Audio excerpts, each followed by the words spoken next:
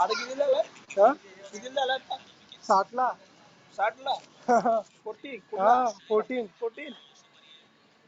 विचार कर.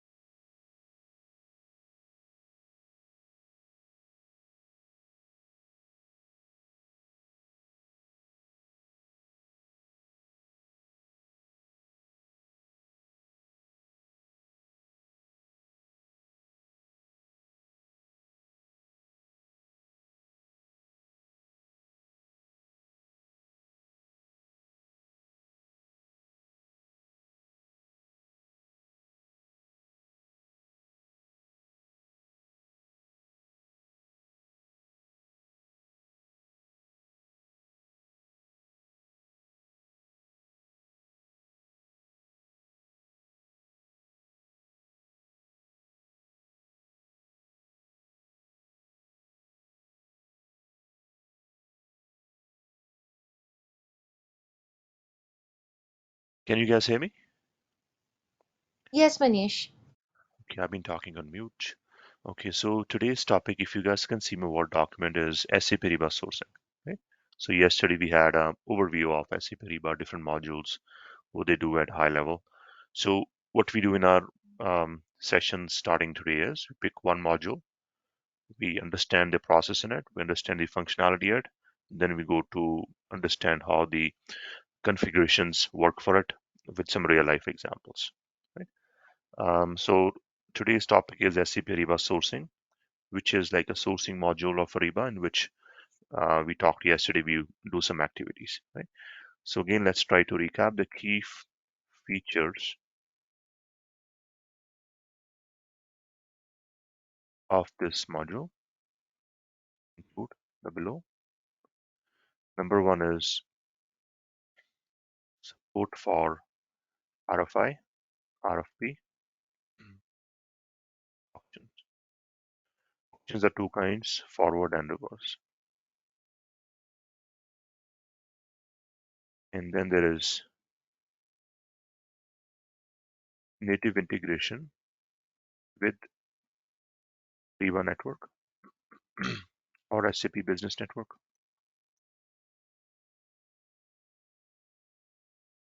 and integration with the contracts module.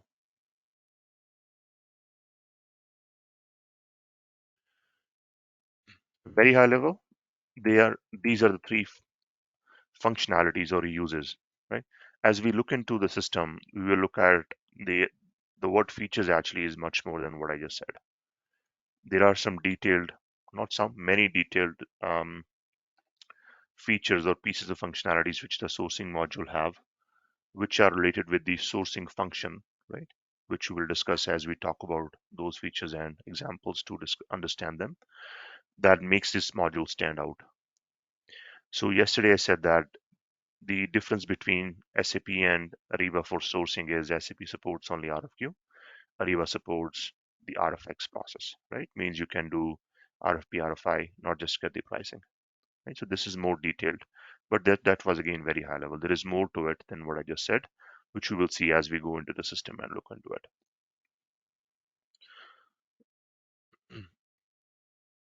Business roles for sourcing. It's called sourcing. First, before talking about system roles, there is a function called buyer or procurement manager. Depending upon the way the um, clients are organized, sometimes you will call them category manager too. These are the people who will actually use the sourcing module in a client. After go live, and these are the people who will be involved with you on the client side when this module is implemented for a client. right? Reason is these people on a day-to-day basis conduct things such as RFI, RFP, right, and auctions, depending upon their um, business and so on. Right? So these people understand the functions or the necessary needs of what sourcing involves. Due to which, what happens, these people are able to ask the right questions when the implementation for sourcing is happening. So for you as consultants, right, who will implement Ariba in future or support Ariba in future, right, you need to understand these features which I just mentioned, right, which we will talk as we go in, right, so that you can talk with these guys with the necessary knowledge, so that they understand that you know the system and you can help them out in building it, right. So business rules are these system rules, or rather key system role for us to conduct what we will do in the system today is called sourcing agent. If you have this role in Ariba, you will be able to conduct certain activities which you will see today. Okay.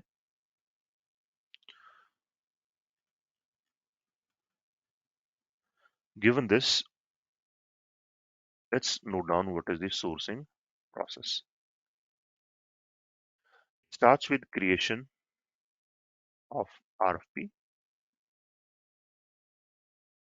Then typically it involves approval or publishing the RFP to the suppliers.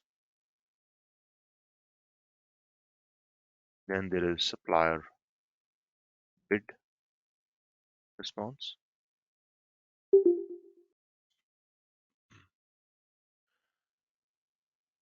Then there is not approval, sorry, review of the supplier bids.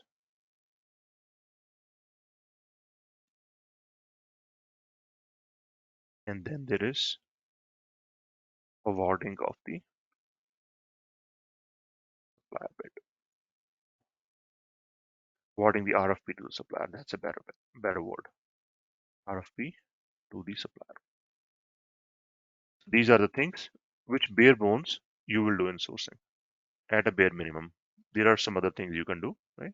Which we will discuss as we go in the system, right? Now let's pick an example which we want to look at today. Example for understanding system process.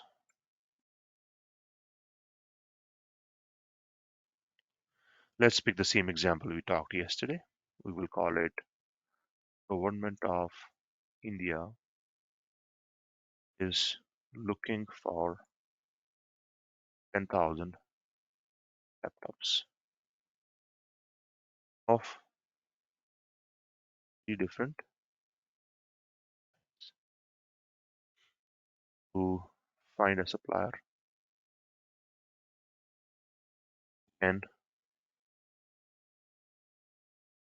supply these volumes over next 5 years, as we discussed yesterday. So what we will do is we will take this as an example and we will build this example in our system, right?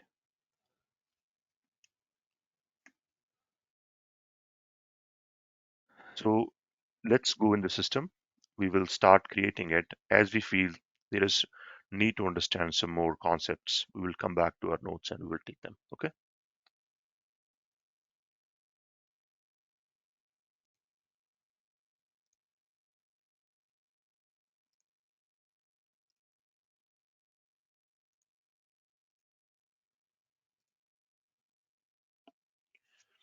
So what we see here is the sourcing system, sorry, the Ariba system, which is having different modules, right? There is contracts, there is supplier management, and there is a number of other modules. So this is just a name of a tab. You can ignore it. Somebody have named it as Omar's home, right? But what it really is for a user, it should really be home. You should not name it as somebody's home, right? Because then everybody sees it. You can ignore this text or the name before home. So this is your home page. You will see different things. Here you will see a to-do list, which is a list of tasks um, you have to execute, and we will understand what the tasks. We understand what documents are. So these are various documents that a user is impacted by or owned. When it says my means a user has created these documents, right? Now there is a number of reports and all you can add to this. So these are some examples of reports which have been added. What we see here is a common actions menu, and in this I see a number of options. I think more than 10 options here, and similarly more than 10 options here. So that you can create certain documents. So this is for creating, this is for managing parts of the solution, right? Or your activities. Like I said, my tasks is my activity. And what I see here is really depends depending upon my access. So the list which shows here in create is shows like this because I have certain roles, system roles in the Ariba system, right? Similarly, what I see in the manage, this list is because I have certain roles in the Ariba system. The create and manage also shows here, create and then manage. For a typical user, this list is going to be smaller. For somebody like an administrator, a user who is trying to build a system, this list is going to be as big as what I just showed you guys, right?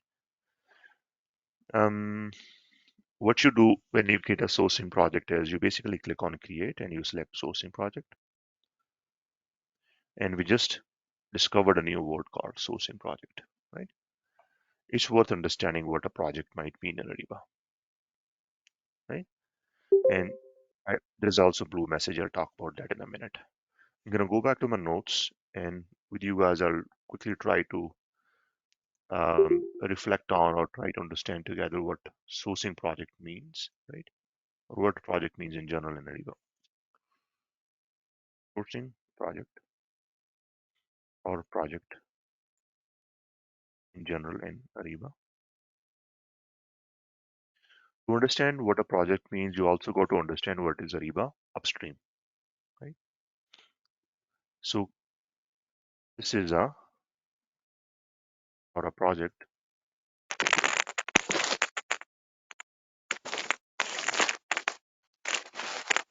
Sudhakar, you have a question. Looks like there is some sound coming, unless you want to mute yourself. Okay, no sound coming. That's great. Project is the main document in Ariba.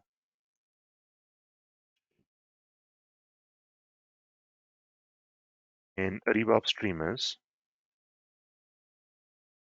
sourcing, contracts,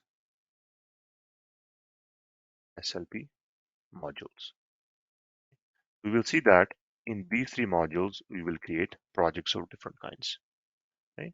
So we talked about various modules yesterday at a high level, sourcing, contracts, um, SLP, buying, invoicing. Buying, invoicing is called Ariba downstream, and these three modules is called Ariba upstream, right? And we're talking about sourcing, which is Ariba upstream.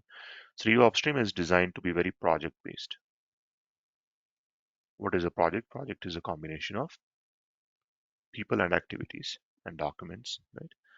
And so in Ariba project is, as I just explained, it is a combination of people who will work on a project, activities, which are the activities these people will do in a project, and also documents they will use in order to do their activities, right? So project is combination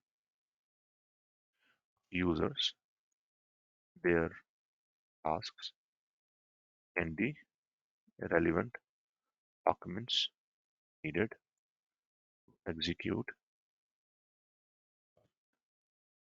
Riva, Riva uses a project-based approach for these three modules, which means you will have a start date, end date, and you will also have people involved, activities involved, certain documents involved.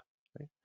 Sourcing typically is more about people and activities, and there is one main document in sourcing, which we will see how it looks like. So today you're learning a lot of new terminologies, right? So these are important because when you guys will work on projects, these will all come up. So understanding them clearly is naturally important, right? Now, since you understand what a project is, let's go to project creation screen. This is project creation screen. And there is a new message here, which Ariba has just put. It was not there a month ago. It's called SAP Ariba Sourcing as a new user interface. Click here to create the project using our new guided sourcing interface. Right? So this, what we're seeing sourcing right now, is called classic sourcing, or the sourcing which Ariba first came out with many, many years ago. Right? 2 years ago, roughly 2 years ago, Ariba came up with a new UI called guided sourcing, which we will also see tomorrow, most likely, means the next session. Okay.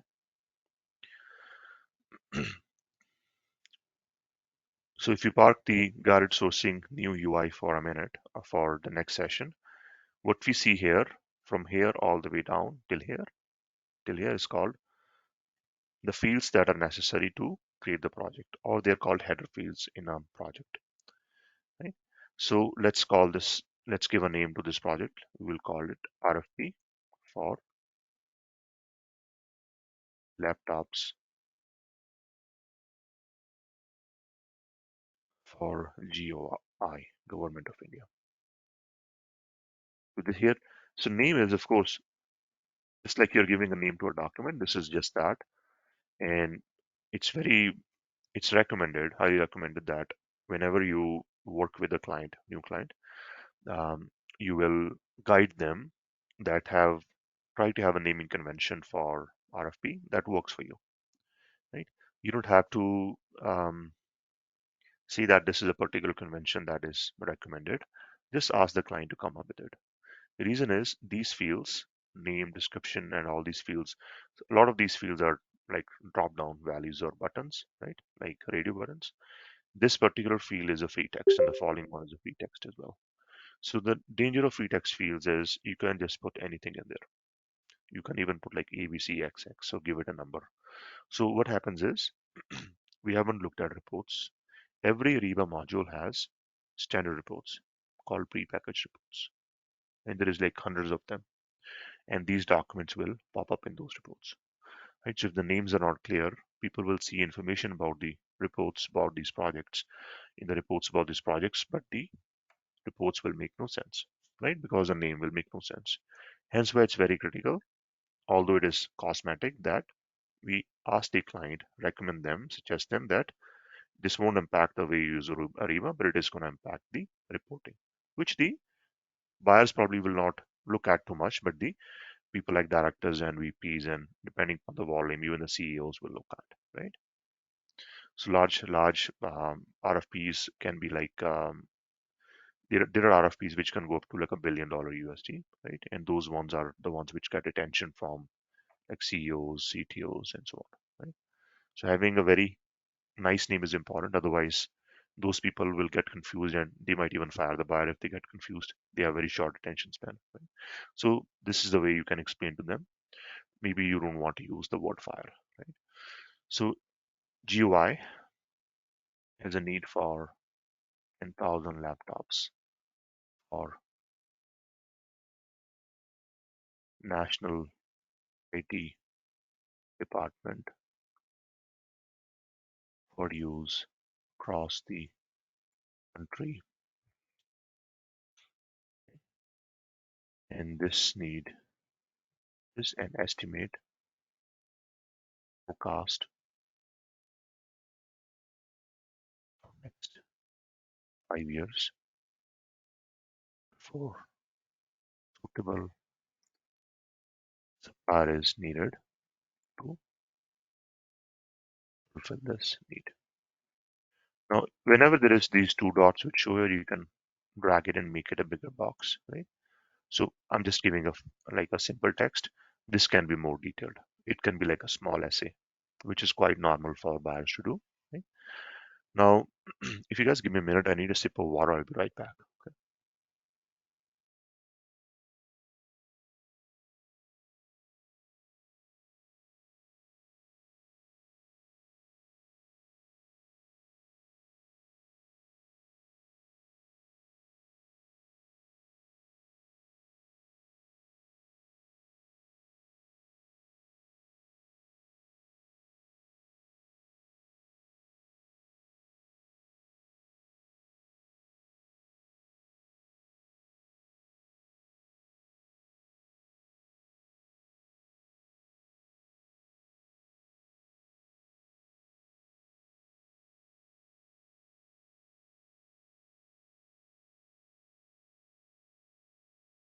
Okay, so we saw the name and description.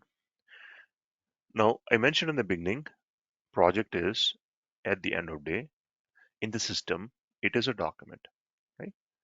When there is a document, you can copy a document, right? So there is an option of copying from a project. In this, you can look at your recent projects you have created, and you can click on other to search based on, I guess, some various criteria like status, dates, commodities, and this list can go on and on, right? The benefit of this is like we are trying to source 10,000 laptops, right, for next 5 years. A lot of commodities for mature companies, what they will do is every few years they will conduct a sourcing because their current contract will be up for expiration, right? Up for renewal, sorry. So what they will do is, in those cases, since they have an RFP which they have created in the past, right? They know which items they're looking to buy, right? And which they have, I mean, which they have bought in the past. That RFP can be a good starting point for them. For them, they will get the right information or details that are necessary for conducting this RFP or for building this sourcing project. Right? In that case, this idea of copying from previous project can be helpful. So we were talking about yesterday, if a client has no Ariba system, if there's no Ariba sourcing module, what will they do? They will maintain this information. They will still do sourcing. If the folks who have worked in MM, they probably will know that, or in any other ERP system. That ERP system do not have this feature of conducting sourcing, right? Like RFPs, RFIs, auctions. So what clients do is they will have their big RFP documents in Word file, or they will have some of them in Excel file, and they will have it in a SharePoint folder, or they will have like let's say in some shared drive or even local computer sometimes. And in that case, they will maintain information in a way that is not easy to search, not easy to report, not easy to recycle, like copy for project. So just this mere feature of having all the data in one place and easy accessible and reportable and usable and shareable, right? It itself is a big plus point. Forget about all the features, right? Just getting all this is a big plus point, right? Which clients will see, right, as they implement the solution. Now, this is this field called copy from project, right? And there's two options for creating a sourcing project. There is a full project and there's a quick project. So you will notice when I click on full project, this field is going to disappear. Full project and event type is gone. Right? Some fields will change, including the one I just said. Quick project, that field shows up.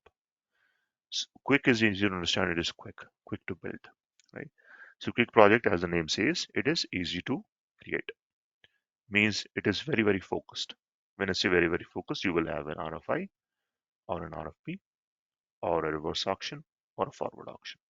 So there is four type of different projects you can create. Now, firstly, let's try to understand what all these four types are. Then we will try to understand what these two are. Okay, let's go back to our Word document again.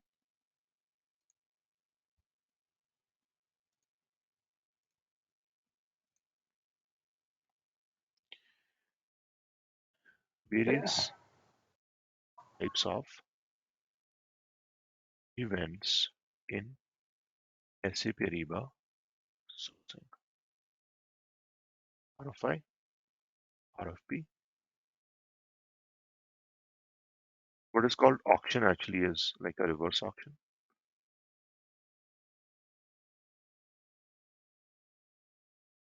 And there is forward auction. There's four kinds. I also use a word called event, right? To be more specific, sourcing events. So there is four different type of sourcing events in Ariba system and in real life as well. If you forget about systems for a minute, so people like buyers, as I was saying earlier, they will do these four activities: RFI, RFP, auction, forward auction. Sometimes they will primarily focus on one or two, right? Because these two auctions are very specific to certain industries, right? Like heavy equipment, industries, they will be more interested in auctions, um, like buying, um, selling those equipments, right? Mining is very big on auctions, but RFP is like a no-brainer. Every single company, public sector, private sector, service, right? Manufacturing, retail, everybody conducts RFPs. RFIs is, I would say, the second most important one. Most important is RFP. Everybody's gonna build it. All projects will involve it. Certain projects will have RFI as well. Occasionally, you will come across projects which have auctions. And what I heard in one of our training sessions, which was the last one actually, India's there is a trend going on right now in sourcing. Like auctions are being um, discussed more. There is more demand for auctions in Ariba right now. That's just worth sharing with you guys. So, what is an event? So I just used a new word called sourcing event, and there are four kinds of events. Sourcing event is nothing but it's another document in the system, but what it really does is it's a combination of the content, which is part of the RFP. So, if we talk just about RFP, sourcing event is going to be an RFP, which is going to have the requirements for the RFP, technical and non-technical, right? Means pricing and also qualitative. And at the same time, it is going to have some parameters like start date, end date, and certain rules which guide how the sourcing event should work. Right? Now I use the word rule as well, and also I use the word called qualitative and pricing and technical. Right? Do you guys understand at all what tendering or sourcing mean? So that's a bit of a background which can help you guys to understand how sourcing works. No, you guys don't understand what sourcing in general means or tendering in general means. Procuring certain things that you need. Basically, it could be like stock items. So basically, gathering or buying something. Which can you can do through a PRPO as well, right? But this is not PRPO. Okay, so tender, right? Tender is you send your tender or your document with your requirements to a number of suppliers, right? And what those suppliers do is they will look at your tender, then they will give a response to you, and you will look at the response and you will evaluate it. Right? So this whole notion of preparing the content of the tender, right? The start date of the tender, the end date of the tender, the different types of rules which involve in the tender. That's called basically all that is done in a sourcing event in Ariba. Perhaps when we go in, it's going to be more clear than what I just said, right? But there are four kinds: RFI, RFP, auction. Maybe when I explain these guys, this notion of event is going to be more clear. RFI. Let's say the example which we're talking about, GUI, in this case, it's the first time for them to buy laptops. They have never bought laptops before. I'm just giving an example. Everybody uses laptops for years now, or decades. Just assume that for our purpose of discussion that this GUI has never looked at laptops before. They have never bought laptops before, right? If they have never bought laptops before, they need to understand what laptops are. They need to understand what are the suppliers in the market who can supply laptops. They need to understand the background of those suppliers, right? And the other things they don't know about, like warranties, insurances, right? Return policies and all that, right? At a high level, I'm thinking out loud um, from my experience, like what all can come up, right? It can vary by commodities. It's very commodity specific. So it's more like a market research. That's what RFI is. Researching who can be your suppliers and what should we get details on so that we can go to the RFP stage. So RFI is like a pre-tendering stage, right? You will conduct RFI before you will conduct the actual RFP or tender, right? So these two are actually sequential. RFI is optional. RFP is like you will end up doing because that's your bread and butter as a buyer. So you can see RFI is in this event, the buyer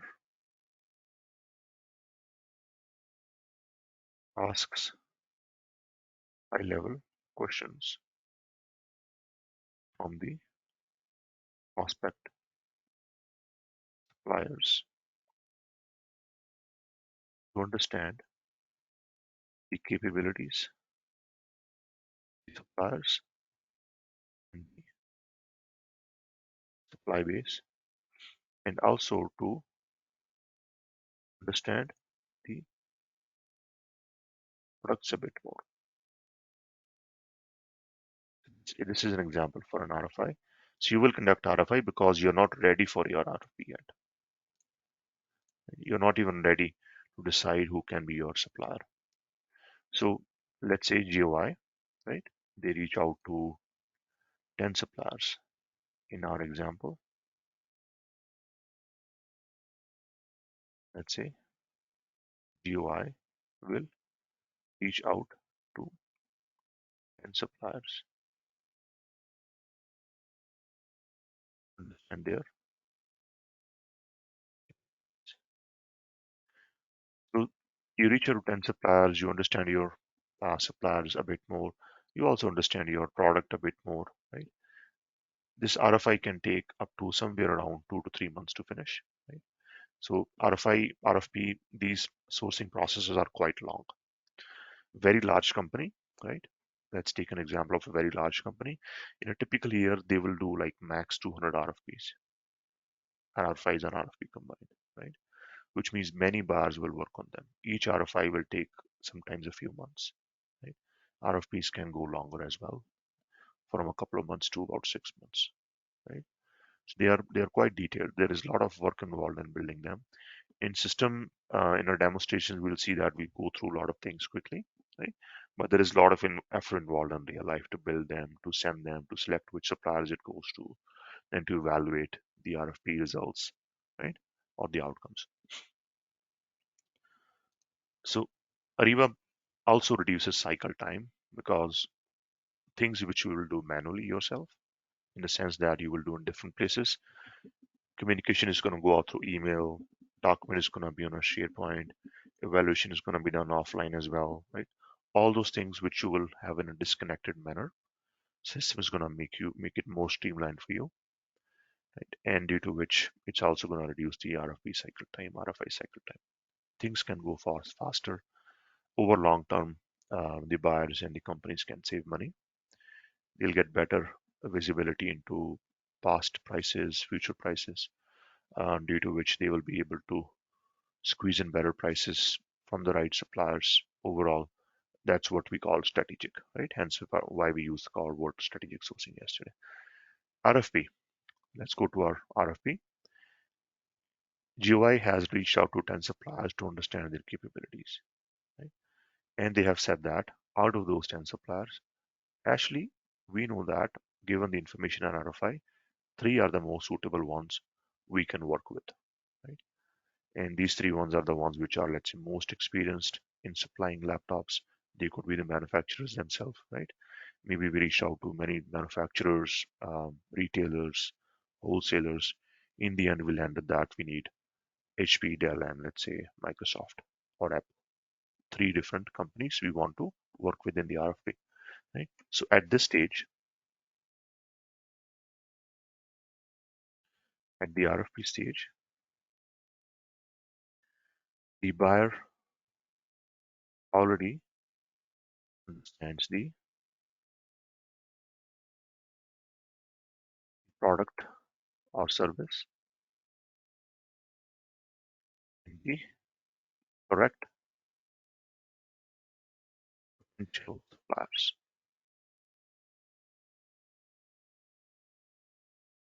For example, GOI has shortlisted suppliers they can work with in the RFP. So in the RFP, so generally RFI leads out to more than one supplier. Generally, RFP leads to the one supplier, which is the winning supplier, with which you will actually create your contract. Right? Remember, we talked yesterday. After sourcing, you will create contract, and then transactions will come in picture. So that's RFI and that is RFP. Any questions on these two, by the way, guys? Did you understand what RFI means, RFP means?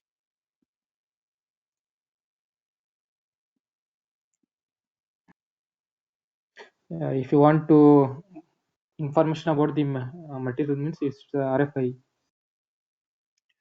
Yes, information about materials, information about suppliers, right? Our example is very simple. It's like laptops. We all understand what laptops are, right? Let me give one more example. Client is looking to implement Ariba project, right? Naturally, they are new to Ariba. They haven't implemented before. So what they will do is they will ask questions similar to what they did before they implemented the SAP project in the RFI. Then they will reach out to suppliers based on prospect suppliers based on their Google research, 10 suppliers. They will ask certain questions. As a result of it, they will understand which are the right suppliers for Ariba implementation, prospect suppliers for Ariba. Now they are more specific. Now their questions will be more specific as well. Right? That's one more example. Good.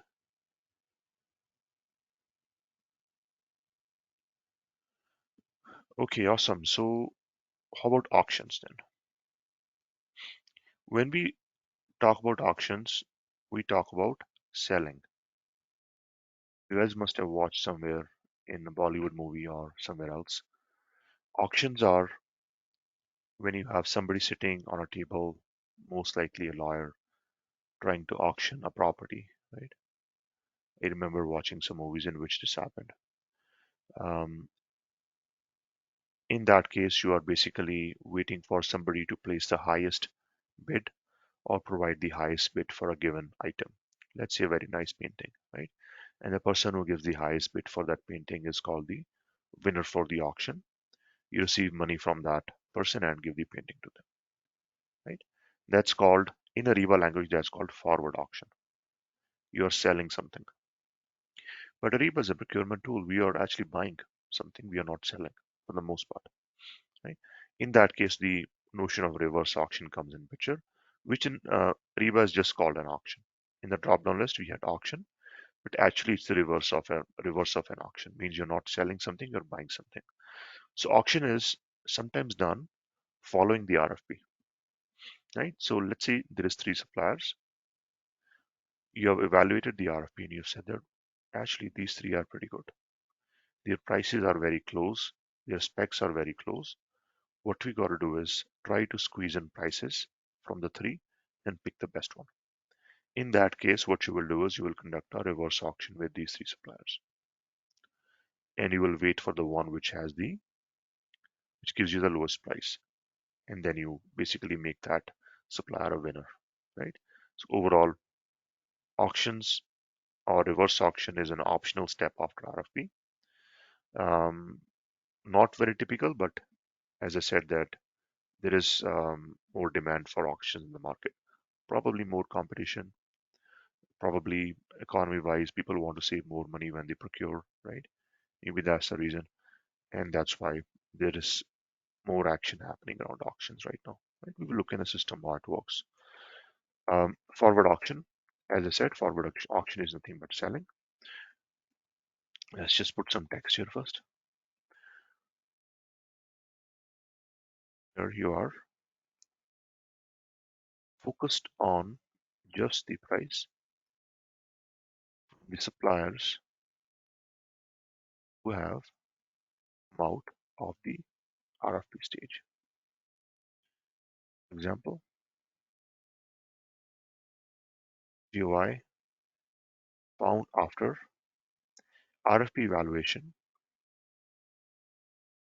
at, let's say, 2 out of 3, 2 suppliers are suitable and have very close pricing. Therefore, conducting an auction is necessary to find the best savings. So Auction is different from RFI, RFP.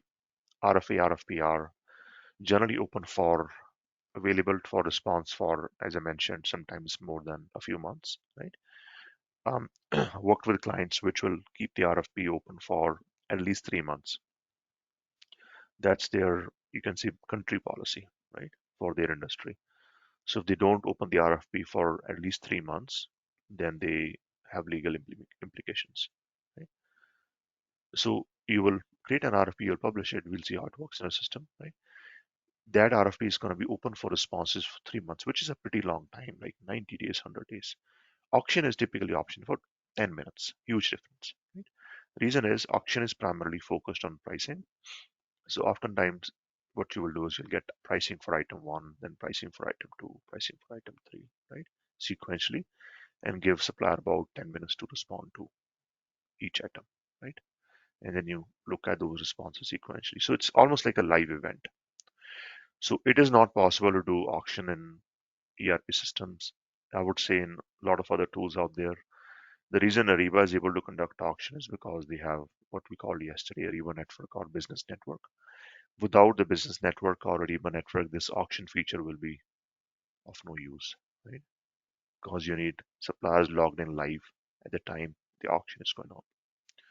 So pretty powerful, guys. I mean, these three. If you guys are from no background at all from supply chain, or if you guys are from procurement background, right? You probably have focused on PRPO mostly, right? These three are very, very key in terms of use, actual use in industries, big companies, right? And when the system called Ariba comes in picture, it's a big, big plus point for the clients because they haven't been able to do this for a long time. They have been conducting these things manually, and it is quite cumbersome to manage, right? So what we do in certain countries, by the way, right? I'm working with a client right now. Um, for them, it's important to conduct, um, RFPs only electronically. You can't even conduct on paper or email, right? The government doesn't even allow, no matter which industry you work in, because in that country, corruption is so much, right? The government wants to track every single big transaction which is happening. Right? So, which means that you have to implement any procurement tool. So, which means there is a huge demand naturally for Ariba because everybody has to implement, and big companies generally have things like SAP, right? And they will go with something like Ariba sourcing because there is also benefit of Ariba network, right? So that's just my quick sales pitch in there. So this is forward auction, reverse auction. So what is forward auction? Forward auction is basically nothing but selling, right?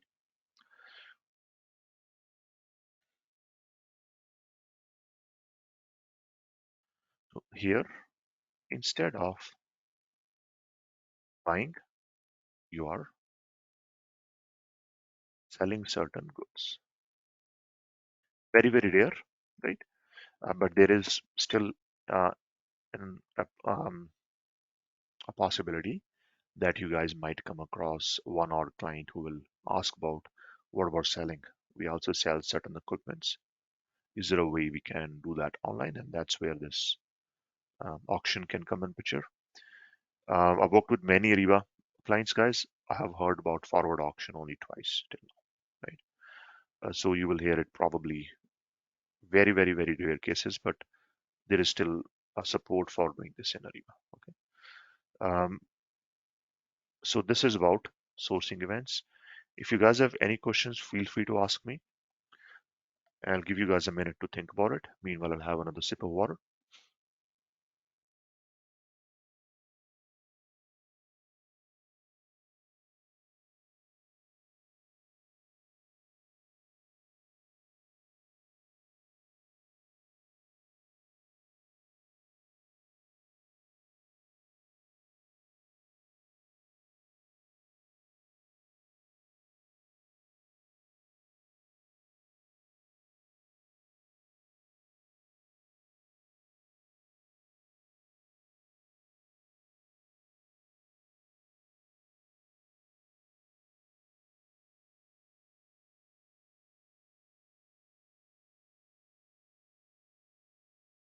Okay, nobody asked any questions, so let's keep moving on. So these are 4 type of sourcing events. Now let's go back to our Ariba system.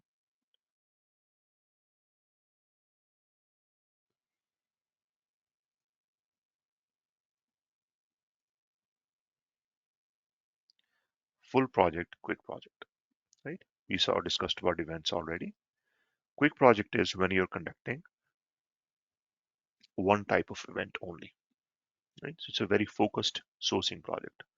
You focus on one event and basically that's it, right? You either do RFI or you do RFP or you do the auctions, right?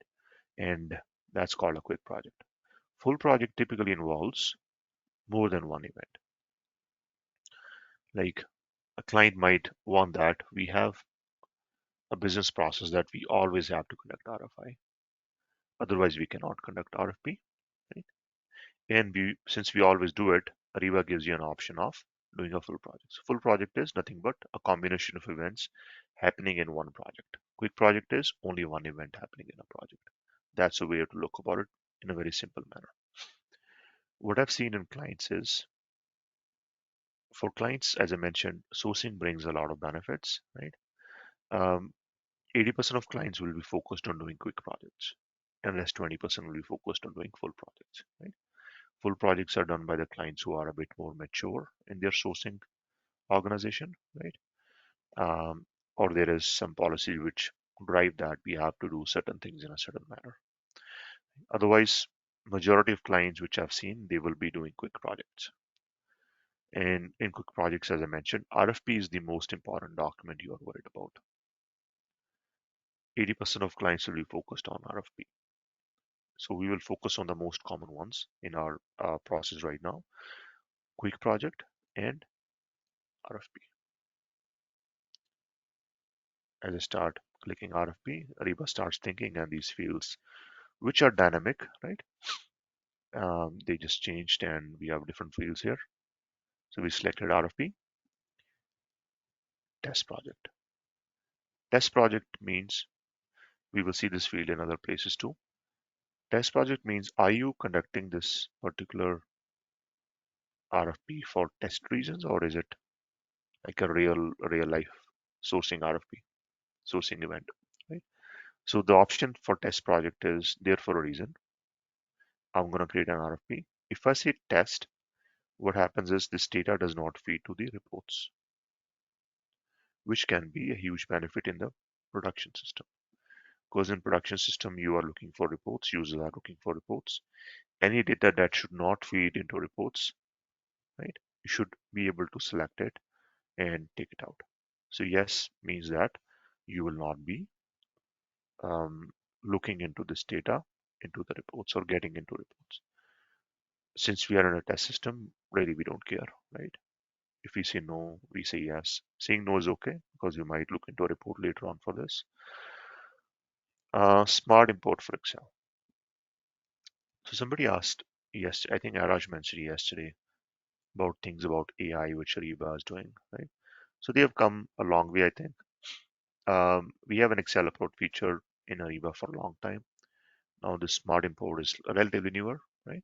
What smart import does is it gives an option for users to use something called machine learning, right? And what machine learning does is you can train your system to process your information in a certain manner.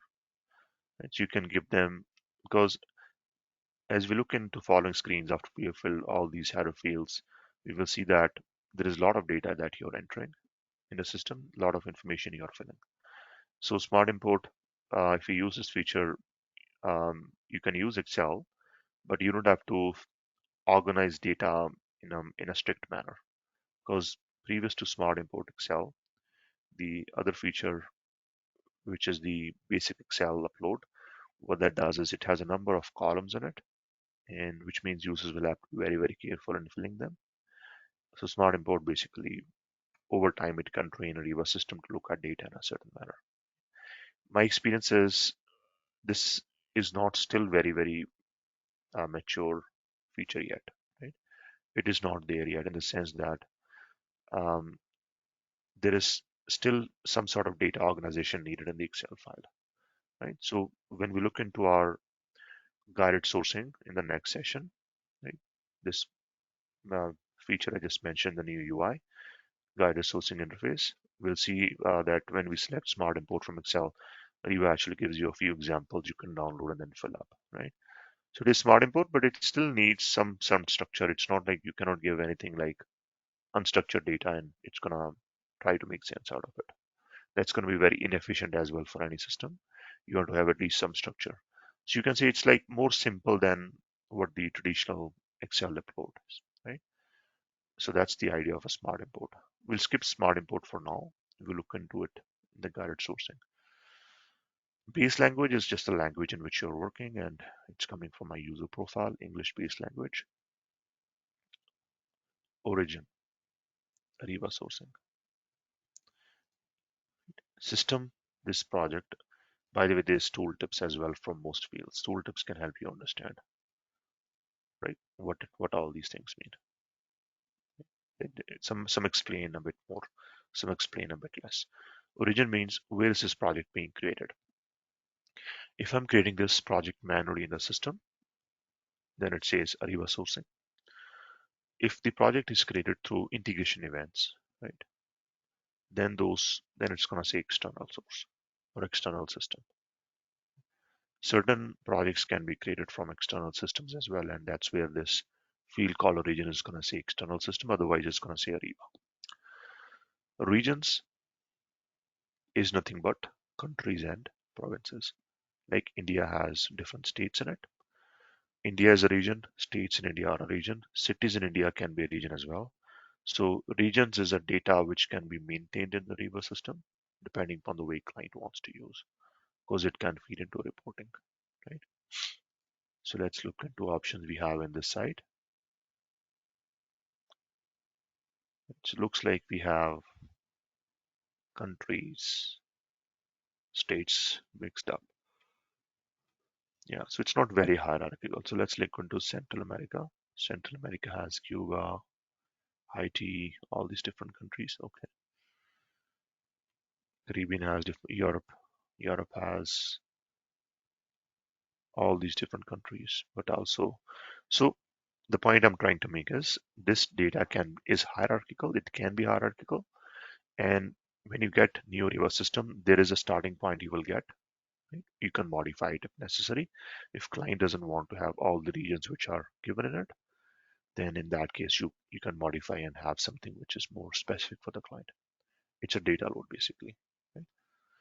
Departments like IT department, marketing department, sales department. This is another data which I think when you let me think about when a new system, this department will not have anything. Actually, you have to load something. Unlike regions departments, it's going to be blank.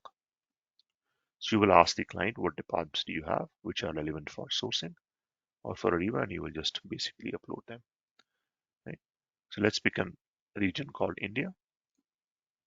Let's pick any department. Let's say it is IT. Baseline spend. Baseline spend is what you are thinking you will spend on this RFP. Let's try to estimate it out. 10,000 laptops and at 1,000. So my site shows USD. I can change this currency as well to Indian rupee if I want to.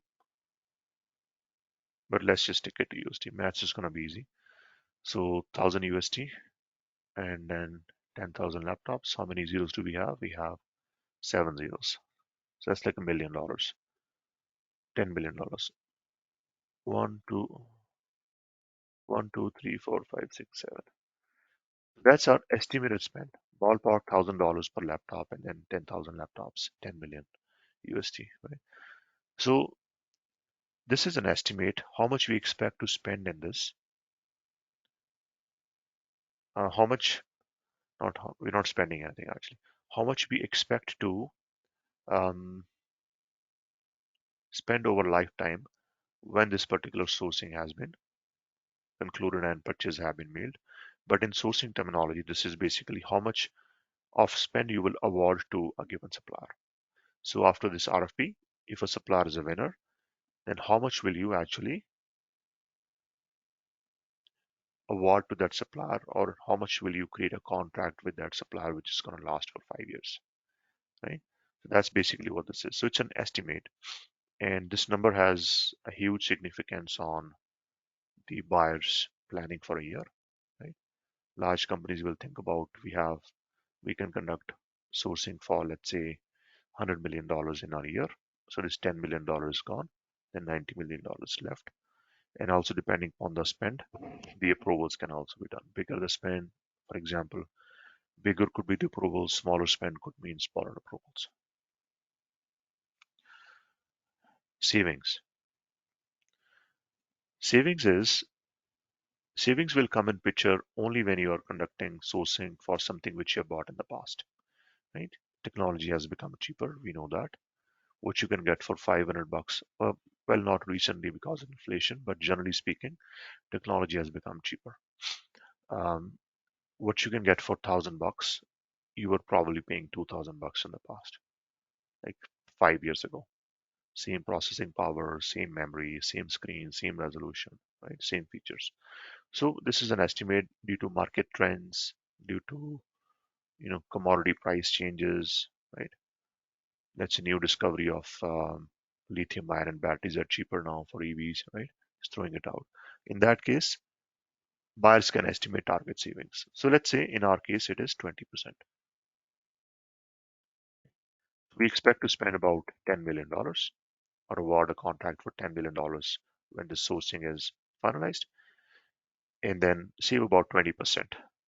So I would have paid like 12 million, generally speaking, in the past, but now I'm going to pay 10 million. Just an example. So that's what these two fields are mean. They are text boxes, but they are very, very important for sourcing module. Predecessor project is in Ariba projects are linked together. I will park this field for now. We'll talk about it later on. In Ariba, by the way, you can have custom fields as well. Fields which we saw till here, these are called standard Ariba standard Ariba header fields. Up till predecessor project and the fields on the right, 5 fields on the right. These are standard fields. What we see from all the way down from this till here, they are custom fields created just for demo reasons, different type of custom fields, right? So in Ariba, you can create custom fields as well. And those custom fields, why will they be created? Because the client will see that you have a header fields, great, header fields can help in reporting, but we have few other fields which are necessary for reporting as well, right? In that case, you can try to work with them to understand what those fields are and create them as custom fields. Custom fields are created by SAP team itself. It's not you guys as SIs who will create it. You don't have access for doing it. Right? That's another point worth noting. Now, I'm going to ignore all these custom fields. A lot of these don't even make any sense. Right? Let's look into other standard fields that we have. Owner is who? Owner is the user who's creating this particular sourcing project. I'm logged in as buyer 7. So this shows buyer 7 as owner. Currency is the currency in which this RFP is going to be conducted, right? In which the evaluation is going to be done. It's USD coming from a user profile. I can change it if necessary from the top down. Commodity, important field. What does commodity mean? Anybody knows?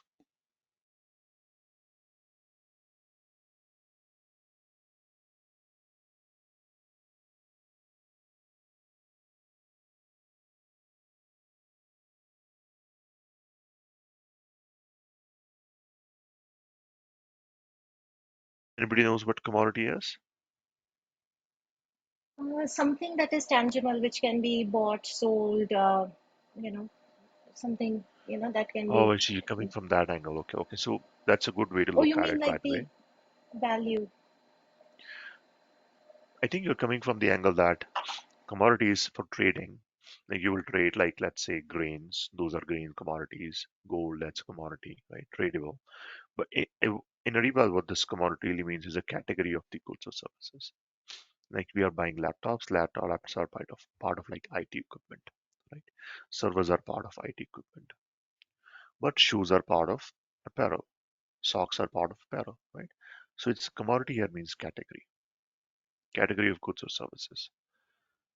So if I look at a drop down, it's going to give us some options and actually many options. Ariba gives a standard list of commodities to you. And if you ignore everything else and just focus on the one I highlighted, all commodities, and that's basically what Ariba has, standard.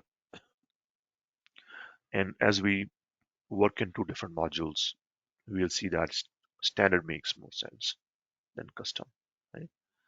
So commodities are important, and Ariba gives you a standard list of commodities, right? And that list is pretty big. It's like 22,700 something commodities that are standard in Ariba, right? So commodities can be seen as equivalent to material groups in SAP, right? And so a number of commodities, you can search them. Let's try to search for information technology, or let's try to search for equipment. Something makes sense.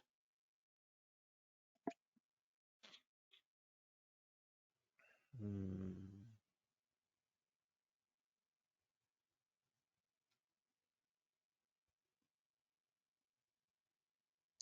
Computer equipment accessories. This seems to make sense. So let's select this one for now. So that's going to be our commodity. Now we said it's going to be 5 years contract. We have been talking about it. 5 years is like 60 months. So these two fields are optional. Wherever it says star, star is mandatory. Wherever it says there is no star, those are optional fields. Right? It is possible to make fields mandatory as well, depending upon the client requirements. Right? And let's say the contract is going to start in the new year, 1st of Jan. That's our estimate. So basically, we have looked at all different header fields that are available in this particular screen called Create Sourcing Project. External system integration. We were saying that you can get Ariba documents integrated with the external systems. This is basically for that particular reason. If you select this field, doesn't mean that you are doing integration in this particular scenario. All it means is that you got to fill it. So we're basically filling certain fields here. All these are optional. We can leave them as it is, right? So I just selected a system S4HANA client 100 and I left the rest as blanks or defaults. Template. Right? We will discuss about template in a very high level of detail in our next session. What we'll do is we will pick up a template for our use.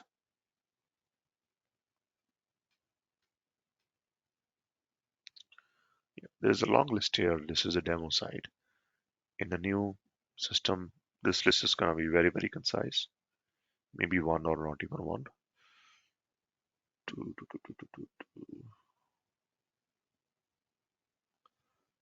Just trying to find an example.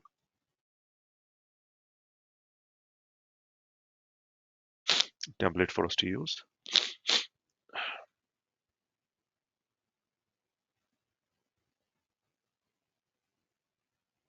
I'm just going to use this. I don't think I created it, but it says RFP quick project event batch one. Maybe no, maybe there is one I have created myself.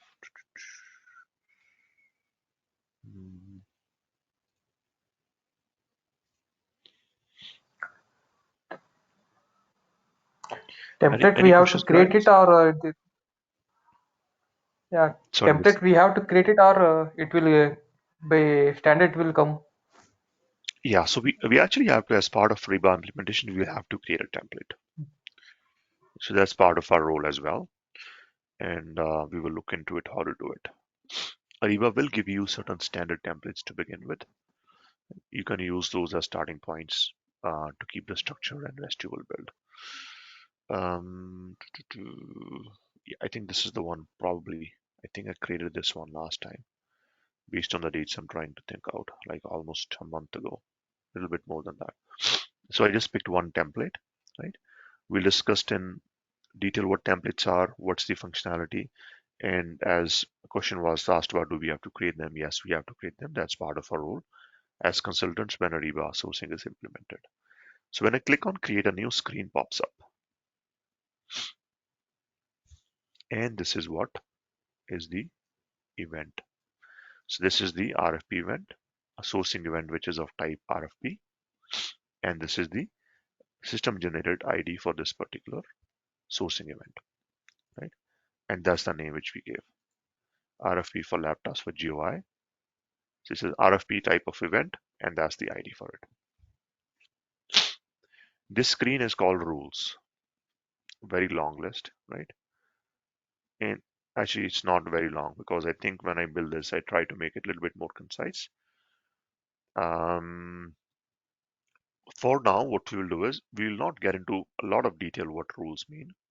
That's not our goal today. That's going to be a goal for one of these sessions, which will be upcoming. We will see how this works because we're looking into the process.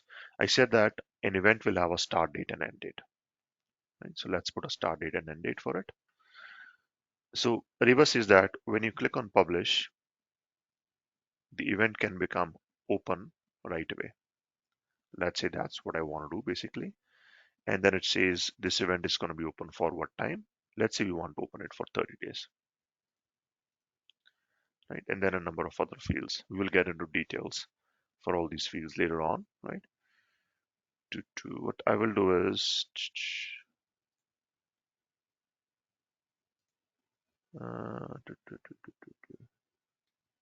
yeah, that's Uh, basically, I'll leave everything as default. Majid, yeah, go ahead. yeah, I have one question regarding this. Yes, please. Yeah, and the client asking me like these timing rules have to be come default 40 days. Timing rules have to be updated by default by 48 hours. How 48 to hours. do Yeah, that? yeah, yeah, Yeah, yeah. by default it has to come out by 48 hours. Of course, It has hours. to become. We don't have. Yeah. We don't Yeah, have to give it. It has to come by default, by right? default. Yeah, yeah. Yeah, so I cannot show you here right now, but it is possible to do. Majid, I'll show you exactly how to do. So you can do it at the template level. I'll give you a hint. Actually, how we will do, I'll show you when we get there. Okay, Okay. good. Okay, thanks, Majid. Okay. So 30 days, and then what we will do is we'll click on next.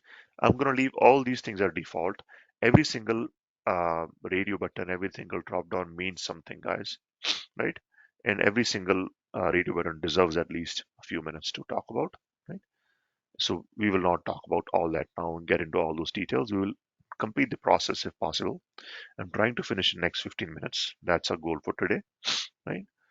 For now, what I will do is I'll just keep going, right? So rules are important. We'll talk about them.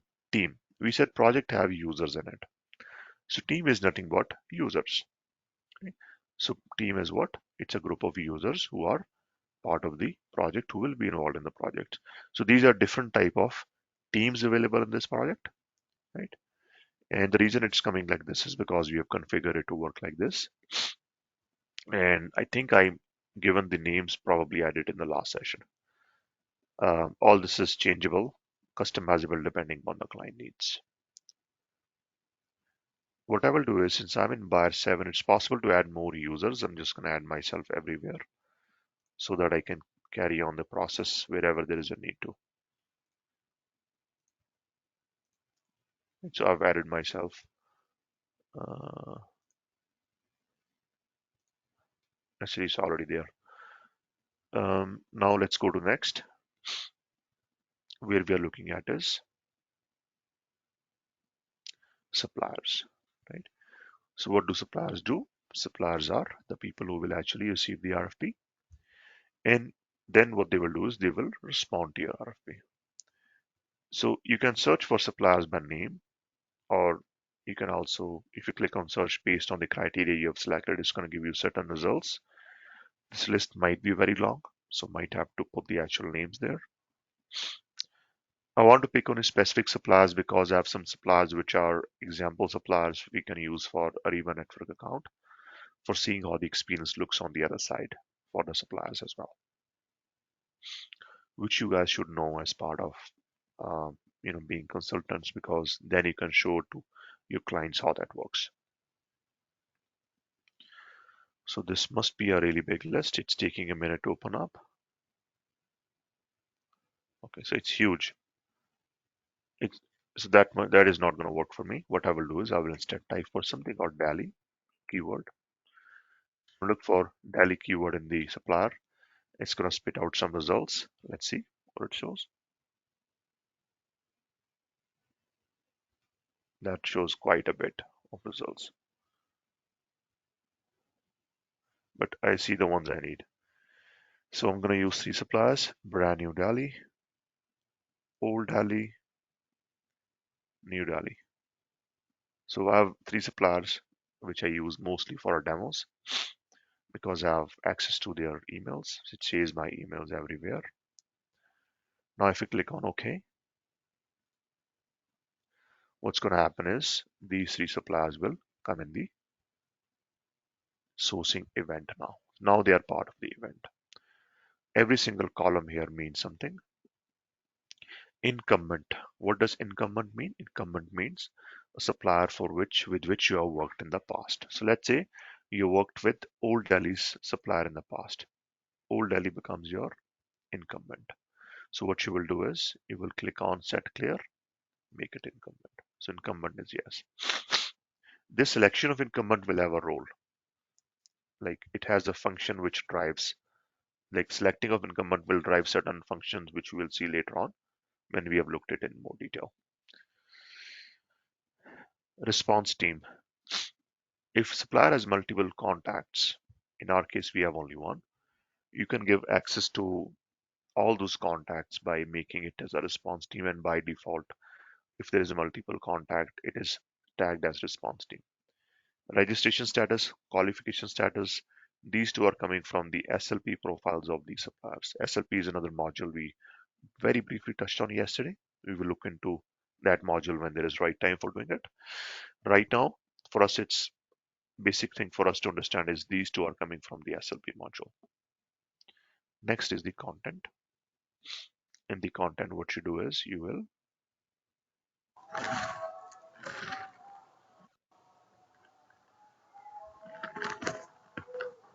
create the R. Have you guys ever looked at RFP before or a tender before?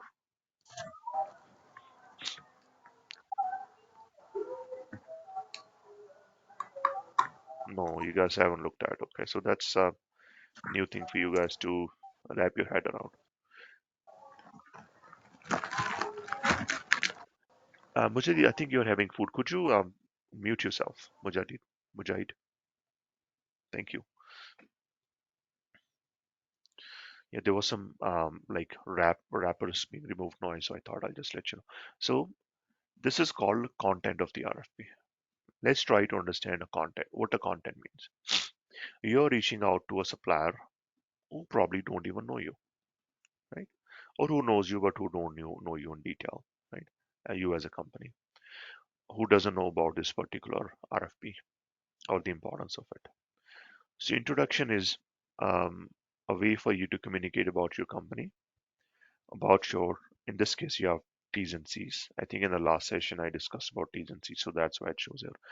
You can indicate your T's and C's. T's and C's are your terms and conditions for the supplier to agree with so that they can work with you. There could be certain policies you want to make the supplier familiar with upfront.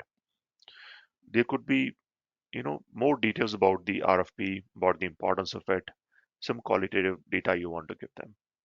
So all that can be lumped together like in an introduction section. So what we see here, like if I do this, click on this triangle, this minimizes. So when you see this triangle, this is called a section. So this RFP has a section called introduction. So this is the company it says we manufacture ball valves. Sure, that's not the right introduction for us. What we'll do is we'll quickly edit it, edit the content. We'll just say we are government of India. That's it. I'm just doing simple examples here. So what we saw here is standard content that we received. Where the standard content comes, how to modify this, we will see that in future sessions, right? For now, let's see that when a user like me is creating this RFP event, which we are doing right now, they will have certain standard content as a starting point. And what they will do is they will look at the standard content, they will see whether or not it makes sense. They can modify the standard content, they can delete it partially, they can delete it fully, right? And they will create new content. The new content they can create from Excel import, or they can add content on the fly in the UI as well. My my approach generally is we should understand how to add content in the UI, because UI is very detailed. It has the fields, it has the drop downs, it has the tooltips, right? So you will understand more when you're looking in the UI. Once you know how the UI works, right? You can work on the Excel feature. That's the same thing I tell my clients as well who are new to the system. So this is your standard content. So first role or first job for me is to make sure that this content is up to date, right? So we see that introduction is finalized. We just made a small tweak to it.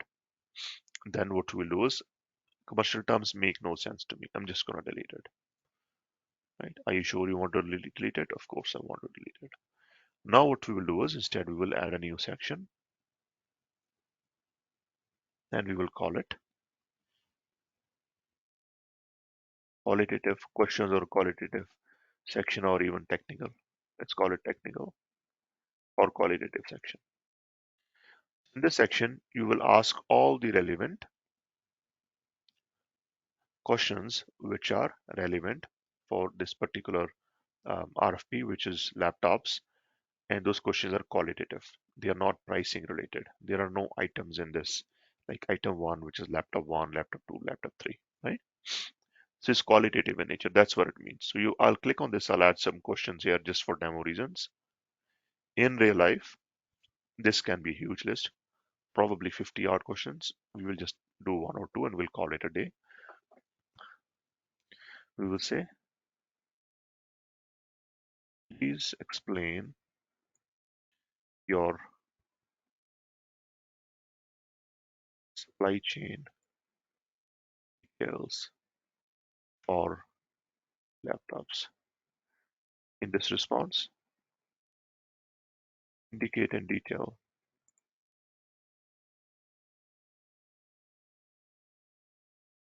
where you buy your laptops,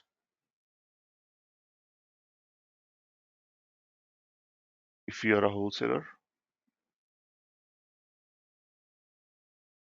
or where you manufacture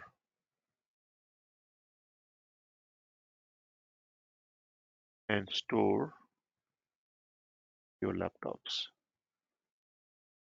if you are a manufacturer.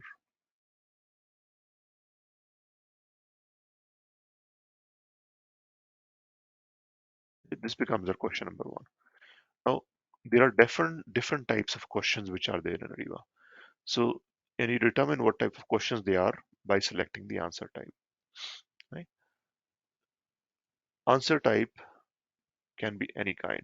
It can be top-down value, it can be quantity, percentage, decimal, whole number, free text, with one line, with multiple lines. So this is the question which I think it should be multiple lines. Right? What it means is this is a question which is very broad. So supplier should be given enough room to add their response to it, type in the response. So it's going to be like a text type which can allow multiple lines. Right? So that's my rationale of selecting this particular question answer type. There is a number of fields here. In essence of time, I will park this a discussion of all these fields and we'll talk about them in the next session. What we'll do is I'll click on done and I can keep on adding more as many as I want. Let's say this is basically it. I've completed my qualitative section as well. So I have introduction section, I have qualitative section. Also, we need to have pricing or the items for which we need pricing rather. So what we need to add is one more section in there. We will call it line items. And in this particular line item sections, what we'll do is we'll add the actual line item. And line item is basically what? It's an item for which you need a price. Let's call it laptop 17-inch. And you can add more details. Commodity came from your header fields. And then basically, let's say all those are default values. If I click on done, you'll see it's gonna pop up some errors for you. It's gonna see that you need certain other fields to be filled, like these two are marked as red. So what we need to give here is historic price. Historic price is at what price have I bought this laptop in the past. Let's say it was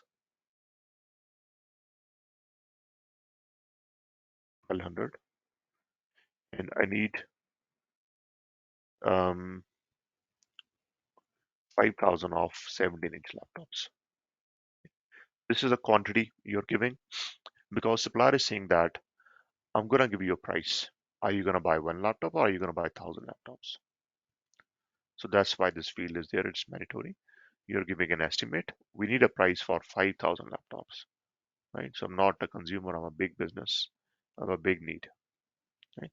So this historic price is not for the supplier to look at. It's for your internal use. By the way, if you're thinking what this price is going to do, but the quantity is for a supplier to look at. So let's click on done. Here you can actually select if you want to have certain items given to certain suppliers. You can do all that here. So let's click on done. With this, we have added one item. Similarly, let's add a couple more. I'm just going to copy this, edit, copy, edit, paste. With this, what I will do is I'll add our second line item, edit, and I'll call it laptop 14-inch.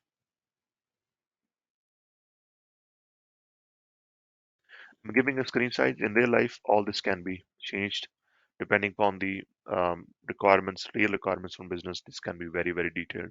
You can add specs in the attachments as well if you want to, right? A lot of things can be done.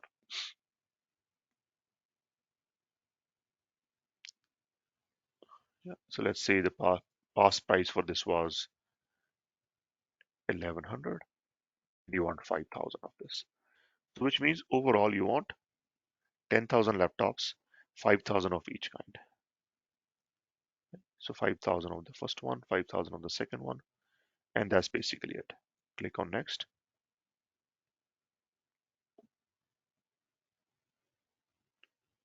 So when I click on next, what happens is it gives me like an overview of what have been entered.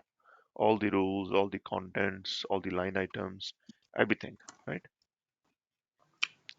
At this point, it gives a message to you. It is saying another member of your organization must approve the event before it can be published. Before submitting for publish approval, you can view and edit the list of approvers. So let me see who the approvers are. I'm hoping it's myself. It is actually not myself. This is project owner, that's myself. I think I added sourcing director as myself as well. I did not add anybody, is that right? I'm gonna click on exit. I'm gonna go back to our team. Sourcing director, I'm gonna add myself here. Buyer 7.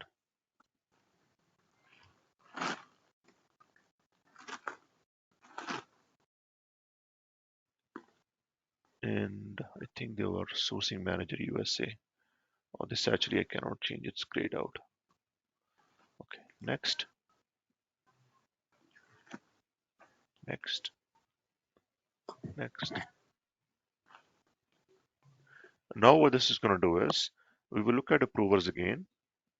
This particular group has an approver called buyer 2, but buyer 2 I don't have access to. So it's going to create a bit of a, it might create a bit of a challenge for us. It might, let's see. I think buyer 2 role is deactivated, so it might not give us a challenge, or it might. So basically what we're doing is, we have seen that in order for this RFP to go to suppliers, an approval is necessary, right? So if I click on submit, what this does is it triggers an approval flow. Now it has gone out for approval. View details of the event.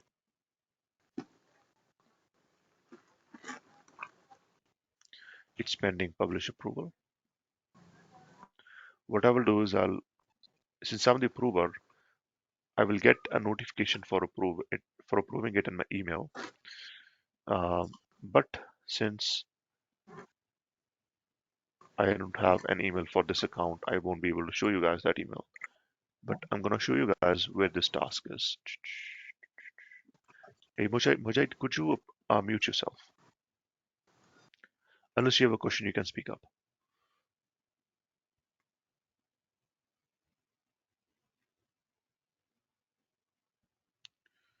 Okay, so this task is somewhere.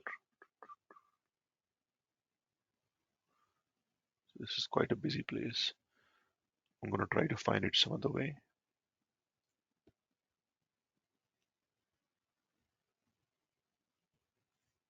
Right, I'm trying to find the approval task because I'm the approver for it. I went to manage my tasks, and this is where you will see all your tasks. Favorite out item here for everybody.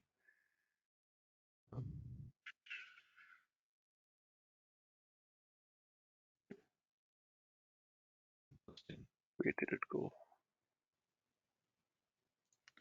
Let's go back to homepage and let's look into the RFP itself.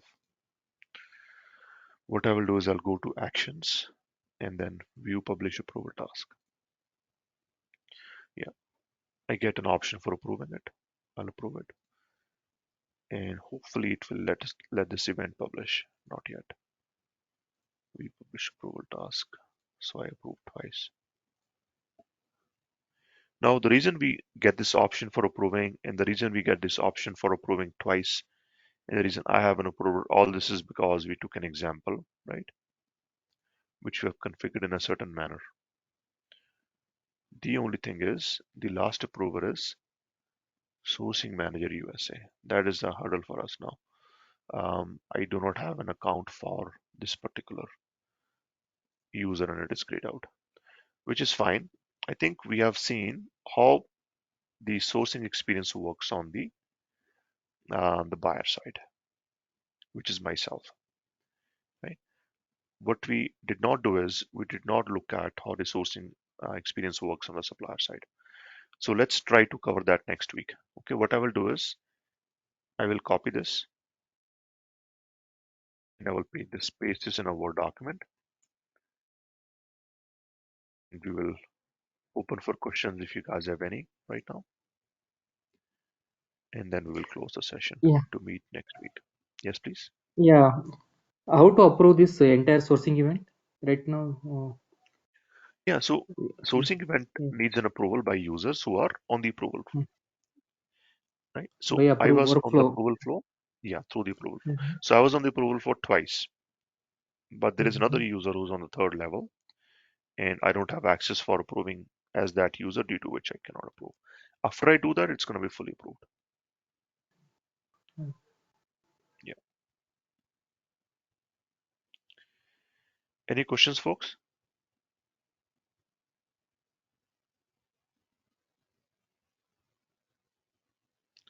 Looks like you were all clear on what we talked about, which is great. And if you guys are clear, then that's really good, because that's a foundational knowledge we have built a little bit, and we'll continue to expand on it.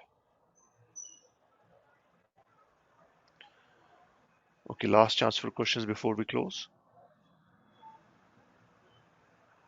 Yeah, I had a question that the timing rules had to come by default. That I didn't got answer for that question. Yes, That like in order to show that, I have to, I guess, go in the back end a little bit, right? okay. We plan to cover it in our upcoming session next week, and we'll definitely cover it on Sunday, if not Saturday. Yeah, yeah, okay, okay. Yeah, thanks, Majid. Okay, guys, if there is no other questions, let's meet on next Saturday, same time. Okay, then, bye. Have a good day or a good night. Yeah, bye. Good night. Take care. Thank you. Yeah, thank you, guys. Bye.